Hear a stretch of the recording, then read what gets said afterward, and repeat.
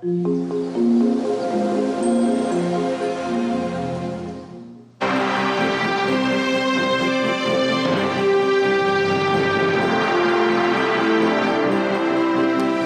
hi, I'm Maiolatesi, and it's been a while. I was president back in 1989 of this organization, and it was mostly, I would say, an uneventful year. There wasn't anything like today we have such profound issues to work with, but probably one of my passions that year was to try to keep people outside of our industry unable to collect fees, which was really a big issue back then.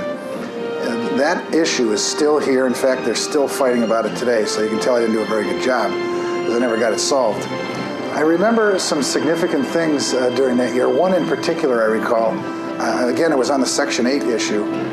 Joe at Carew and Associates, Joe Garcia, he got a representative to try to sponsor a bill to make it a state law that you couldn't receive a fee for not performing a function in the mortgage transaction.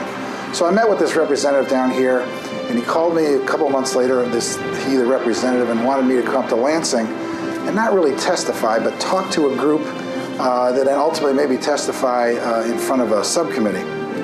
So I got up there early one morning like I was supposed to, like 8 o'clock. I can still remember. I was all excited. I had my notes, and I was all prepared, and 8:30 came, and 9 o'clock came and went, and finally they came out and they said, "We really apologize, but the representative has been detained."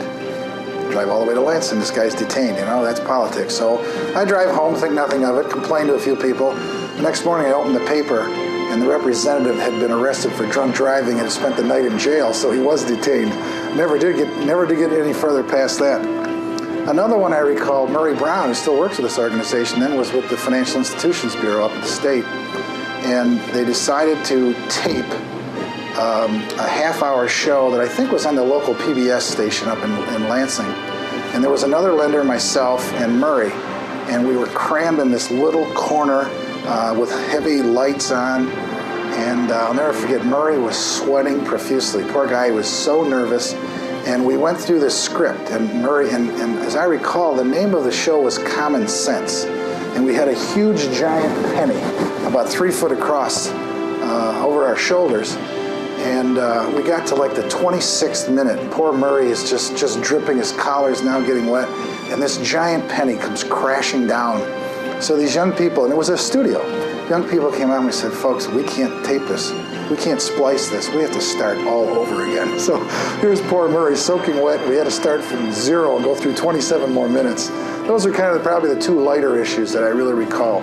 Bob Spihar, who was then vice president during that time, was just a great guy to work with, and I wanted to get a plug in for Bob. He was just a terrific guy, and whenever there was a problem and I needed to bounce it off somebody, I always had Bob, and he made being president a whole lot easier.